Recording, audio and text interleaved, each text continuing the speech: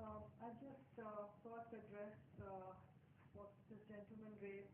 I wish that there had been some inputs given. I mean, you've talked about the Alkhair Society and how it has made, how it has succeeded as far as this interest-free credit activity is concerned. It would have been interesting had, something about this society and its activities been made available, because many of us are not really aware of the activities of the society. So it would have been interesting to learn about it.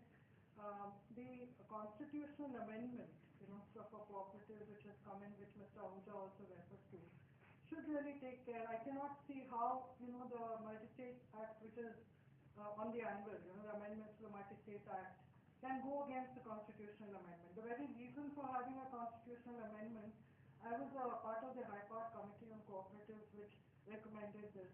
And for bringing it into the fundamental rights, it almost sounds sort of a bit ridiculous that one needs to put the right to form a cooperative as a fundamental right. But there was the right to form trade unions and associations. And always, the law department always interpreted that when that a cooperative is an association. And so when you have the right, fundamental right to form an association, you have a fundamental right to form a cooperative as well. But once you are a cooperative, because you are under the State Act, you get subjected, to the state legislation, because this is a state subject. So what was actually needed to be done was to have brought in some kind of a definition of cooperatives into the Constitution, for which it was necessary to put this into the fundamental rights. So now we also have Article 43B, which gives, the direction, the directive principles of the Constitution. It gives the you the definition of a cooperative as a free functioning, democratic institution.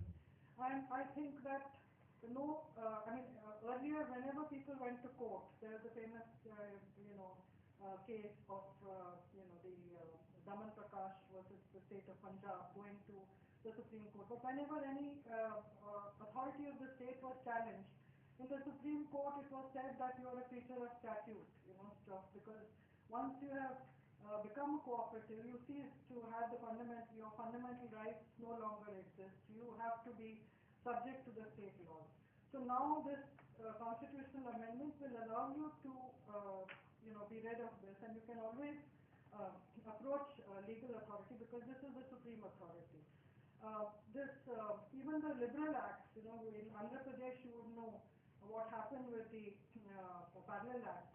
The dairy cooperatives were exempted, as a whole class from the Andhra Pradesh Act, which was one of the first mutually aided cooperative societies acts to come into being. And they were, they went to High Court and they won the case. But this is a long process, and a costly process. It took about 2 years for the judgment to come through. But all that I would like to say is that there is much hope now, and that I really cannot see if pressure is brought to bear on the government, how they can go ahead with amendments in this Multi-State Cooperative Societies Act, which are retrogressive, which give back certain powers, to the central register, which were not, which was, earlier not with the department. This is what I would say. Other than that, it was a very learning experience for me to hear all the speakers and the various inputs that came through. I'd like to say that many things have been suggested, like the places, where the parts of the country where these could come up, the types of activities in which this interest-free microfinance would be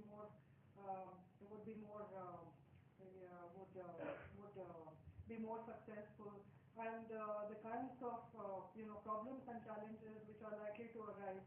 I think that it's very essential, before, a pilot is certainly important, but if you're thinking of replicating it and going onto a very large scale, I think we really need to, have certain models about, different areas, different trades, and the operational, aspects have to be very clearly worked out.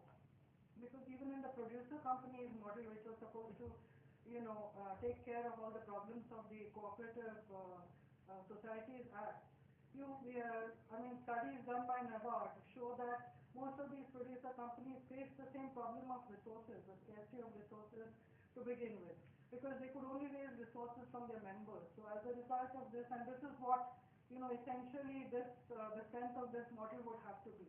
So if they are raising resources from their members, there's always the same problem that you face with, most cooperatives.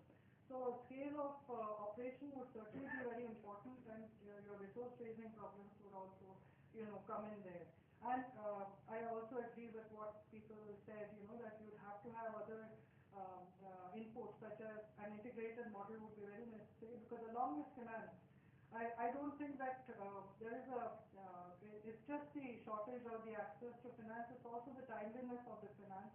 It's also the the various training and other aspects, of the model, the particular trade that would be the viability and the sustainability of the model, that would need to be important and would need to be worked out. Thank you very much. Thanks, Mr. Tata is here, Mr. S.K. Tata, Chief Director of National Cooperative Development Corporation. I think it is largely because of the characteristic of these models, that of being unregistered and informal. So if we are giving a shape like cooperative, it's a matter of concern. So I have been with the cooperatives for long, but I feel that in spite of the changes which are taking place in the legislation, there are a lot of hurdles because of bureaucracy, because even the cooperatives are trying to switch over to the other models. So it's a matter of concern that how far this interest-free microfinance to cooperatives will deal with this. The other is that if we are talking about the interest-free microfinance, then efficiencies would be the key. How we built in the efficiencies. While in the cooperatives we have seen that efficiency is at a very low ebb. All the task forces set up by the RBI or NABARD have been trying to tell us that the professionalism is very low, and particularly the kind of manpower which you get at the payments which you make, it's very difficult to bring about the efficiencies and professionalism. So in this model, I have my own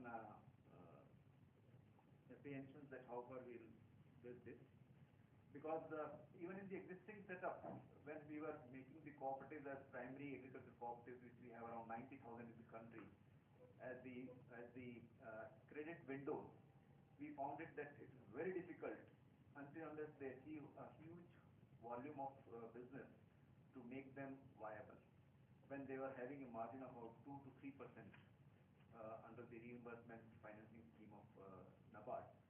And it was suggested that all these single credit lending institutions need to be made multi-purpose, that cross-subsidization, and we thought of that they should go into marketing, they should go into agro-processing, they should go into consumer business, so that there are more margins by which they can survive. So in this, again, so we have to see that how this model can work. And the major concern is how do we deal with non-repayments. This is, I think, we need to look at this before we intend to replicate this model at a much larger scale. And I personally feel that in the country we have seen that what subsidies have done, what free loans have done. So can we build some kind of cost? There is nothing wrong because costs bring efficiencies. It should not be beyond a particular rate of interest, because it should not, in fact, reduce the tempo, but it must motivate the person to pay back the money. These are the few observations which I wanted to make. Thank you. We also have Mr. Anup Paul from the ethics, so I think his inputs too will be valuable for him. Thank you. I'm not listed, but I'm grateful you're giving me an opportunity. Just to take the point that has been raised by the Vice Chairman on my left and others. Why should we go with the idea that we are offering something which is free when there is a cost to it? Why mislead the customer? I would rather you call it participatory finance, which is again in your in your handout here. In fact, we are getting into this game ourselves. We are going to call it participatory microfinance. And let me explain what participatory microfinance is.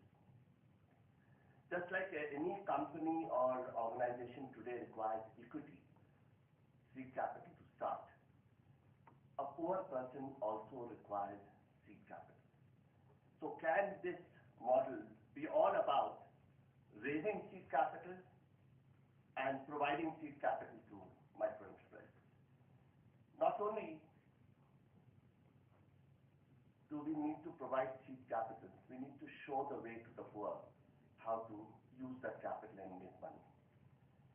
An exercise has been done where about 400 activities of the poor have been analyzed, and the internal rate of return works out to anything about from 35% to 140%.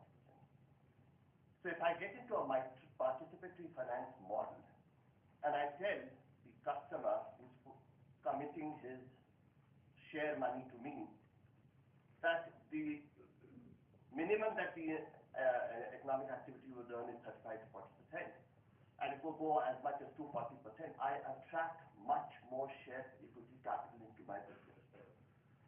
And if I handhold, if I show the way to the borrower, and if I handhold that micro enterprise, and that's what the word participatory means, much more than just providing finance. You are actually providing entrepreneurial capabilities. And a lot of people have mentioned about capacity building of the borrower, skill building of the borrower. They've talked about an integrated approach in market linkages. It becomes upon my cooperative agency to play the whole role of the entrepreneur and make it a success and earn enough returns on it to give back to that person who invested that share capital in me to get a much higher return than what you can get in the market. My thinking is that if you do it right, the proximity market has a huge demand and very little supply. If you do it right, the proximity market will give you a very high return on your whatever you're trying to supply in that market. And you will therefore make good profits. So let's call this a participatory finance model. Let us call it not in something which is free. As the gentleman also said, anything which is free smacks of something else.